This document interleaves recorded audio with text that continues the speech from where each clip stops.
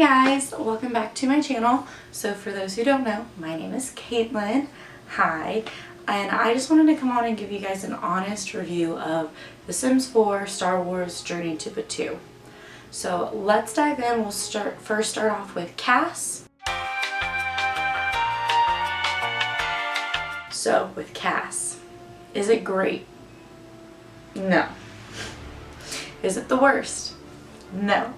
Honestly, the superstars of Cass for this pack is going to be the hares. The hares are super adorable, they're awesome.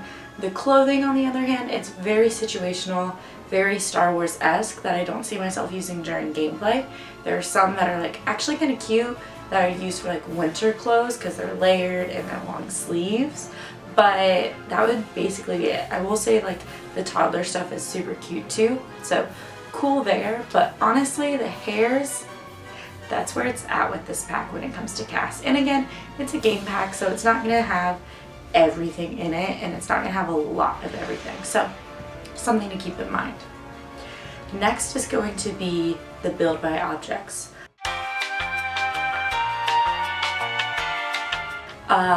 It's not good. If you are a builder and you're looking at the assets for this pack for building, unless you like to make those like crazy off the wall builds, Star Wars theme, medieval theme, that kind of stuff, you're gonna love it.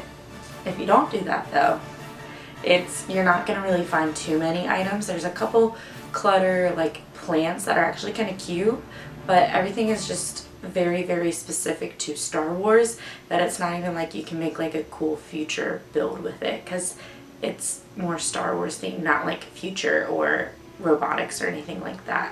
So that is a downside to the pack as well. Now with gameplay,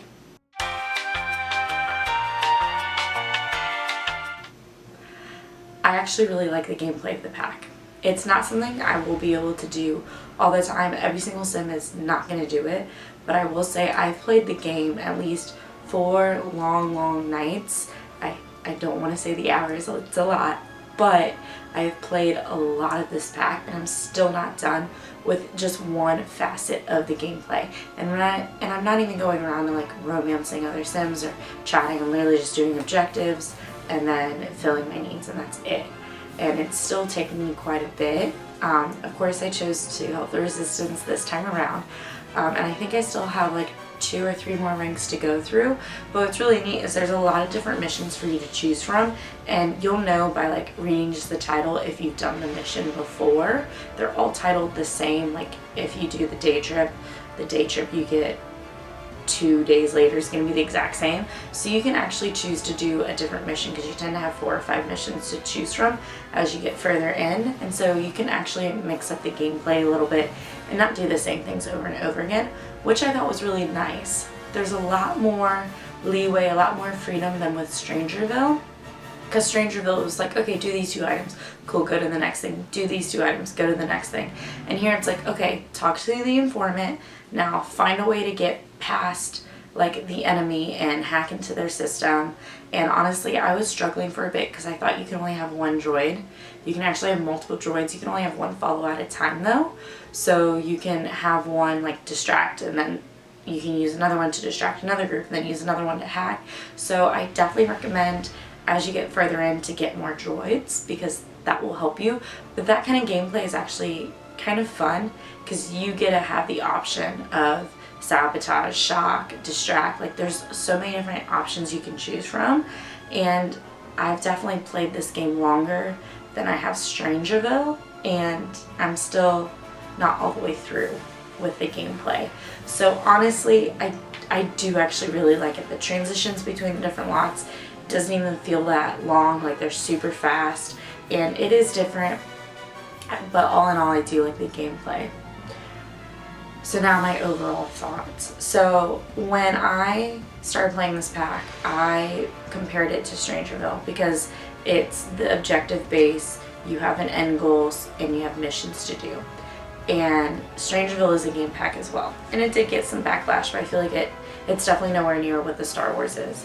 And honestly, if I had to pick between Strangerville and Star Wars would definitely be my pick, to be completely honest, just because the gameplay is insane. Strangerville, yes, it came with a world. I never use the world. I don't go into it, so it's not even like I take advantage of it. And the Strangerville items I don't use. So for me, I feel like I'd use the hairs more with Star Wars, and I feel like I'd use the clutter items more compared to Strangerville. And the gameplay is just, it's actually really cool and pretty in depth. Now I know the world being a shell and all that is what upsets a lot of people, but to me the gameplay and the amount of time to actually go through this game pack is more than even some expansion packs. So as far as delivery, as far as it was announced and timing, it's awful, if we're being honest.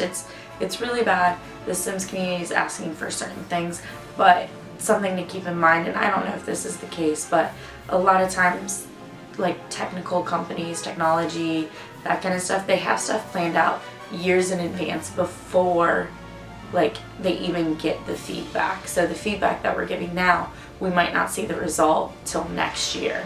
And so that's the upsetting part, but it also is like it takes time because they do have deadlines and that kind of stuff. I'm not like saying EA is perfect, and I'm not saying like you have to buy this pack. If you like Star Wars, if you like Strangerville, I definitely see this being worth 20 bucks if 20 bucks is something reasonable for you to spend. If you didn't like Strangerville and you like Star Wars, probably wait till half off, because it's just 20 bucks is a lot for a game pack. But again, I'm comparing it to Strangerville, which had the same price, and I'm getting more use out of Star Wars than I am with Strangerville. And I feel like I'm not hearing that comparison enough when we're talking about this pack.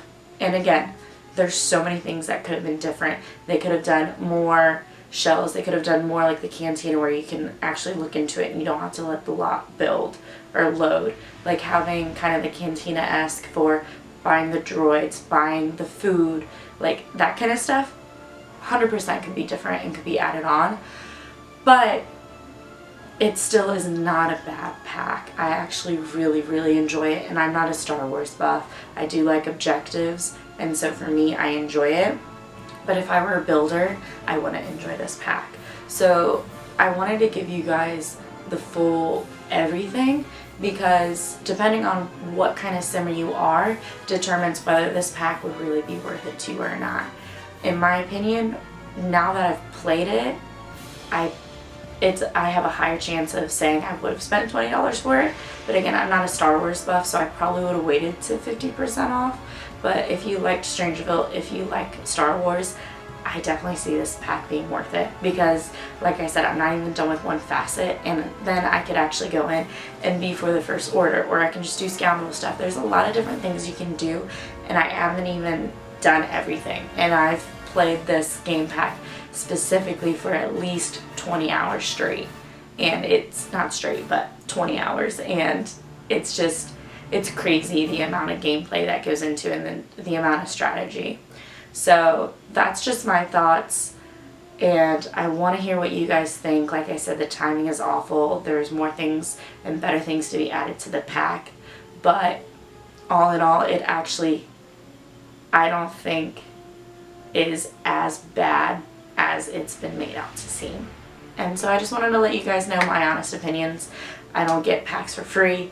I pay for them with my own money. I like The Sims, but there's also a lot of things that could be improved upon, and so I wanted you guys to hear my thoughts. But let me know what you guys think of the pack.